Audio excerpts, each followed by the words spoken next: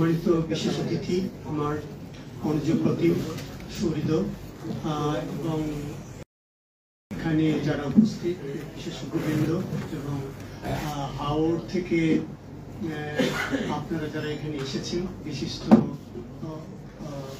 অধিবাসী আমি বলবো এবং বিভিন্ন মৎস্যজীবী সমিতির অনেকে প্রতিনিধিবৃন্দ এখানে আর সাংবাদিক বৃন্দ আপনাদের আন্তরিক ধন্যবাদ জানাচ্ছি। আসলে যে ইস্যুসটা নিয়ে এসেছে ইতিমধ্যেই আমার সম্পর্কে বলা হয়েছে যে আমি কোথায় কোথায় কাজ করেছি।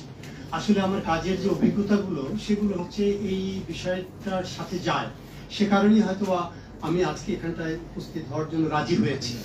আমি ল্যান্ড আপিল বোর্ডের চেয়ারম্যান ছিলাম, এটা আর একটা ব্যাপার। কারণ কি, আমি এটি দিয়ে শুরু করি, আমি 5 মিনিটের বেশি নেব না, আজকে আমি বক্তব্য দেব না। ল্যান্ড আপিল বোর্ডে ওই একটা কেস আসলো এই আপনার জলমহল ইজারা নিয়ে, বিশাল একটা জলমহল, সেটা ইজারা নিয়ে। তো সেটি যখন আসলো ডিসি সাহেব না করলেন, না করলেন, মানে কি বলে বিভাগীয় কমিশনার, তার ওখানেও আবার যায়, উনি তো আপিলেট অথরিটি। পরবর্তীতে এইটা চলে আসলো আমাদের কাছে। ওই জায়গাটায় আমরা যেটা দেখলাম, আমি শুধু এই কথাটাই বলি, আলটিমেটলি আমরা সেটা সাস্টেন করতে পেরেছিলাম যে যারা প্রকৃত মৎস্যজীবী তাদের যে অধিকারটা সেটা রক্ষা করতে পেরেছিলাম আমাদের আদেশের মাধ্যমে। কিন্তু ওটাতে আমাদের অনেক কষ্ট করতে হয়েছে। আমার সাথে আমাদের তো একটা বোর্ড ছিল, আমার ওখানে আরো 2 জন সচিব ছিলেন, তারা খুব সৎ মানুষ ছিল, খুব সৎ সচিব ছিল, খুব ভালো মানুষ, দেখলে সবাই চিনবে, আমার কলিগরাও চিনবে।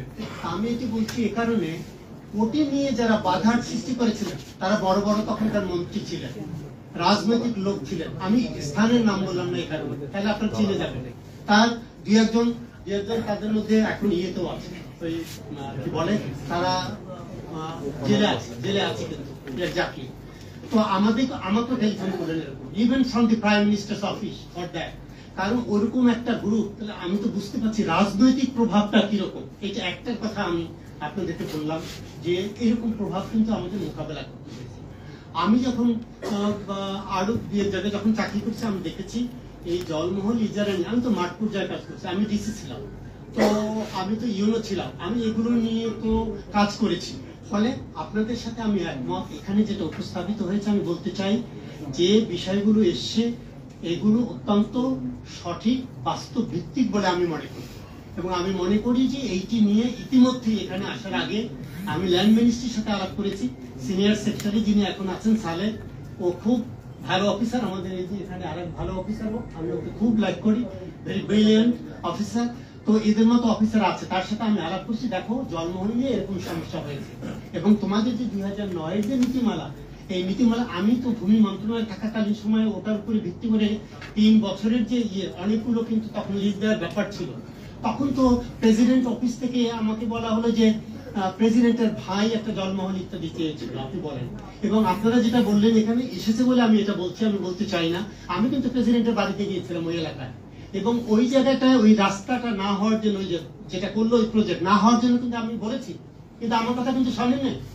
আমি তখন নদী রক্ষা কমিশনের চেয়ারম্যান, আমি দলবল নিয়ে, আমার কিছু এক্সপার্ট নিয়ে আমি কিন্তু গিয়েছি, ওনার বাড়িতে ছিলাম একদিন পুরো, এবং এটা নিয়ে দেখেছি। কিন্তু যাই হোক, আমি বলতে চাচ্ছি এই কারণে যে রাজনৈতিক প্রভাব এইটিকে অনেক সময় যারা সিভিল সার্ভেন্ট আছেন তারা সৎভাবে কাজ করলো, এইটিকে আমরা কিন্তু দেখেছি যে উদাহরণ, এটি কিন্তু পারেনি, কিন্তু আবার ভালো উদাহরণ আছে। ফলে আমি যেটি বলতে চাই যে আমি সচিব তো বলেছি যে তোমার কাছে আসতে হবে, বলে স্যার আমি এই মিটিংয়ে তাকে আসার জন্য বলেছিলাম, ওর মধ্যে অন্য জায়গায় একটা আরো বিশেষ আগে থেকে আছে, আসতে পারেনি। আমি স্থানে বলেছি স্যার আপনি যে আলাপ আলোচনা হবে, এখানে আমি বলেছি মাননীয় অ্যাডভাইজার আসছেন এবং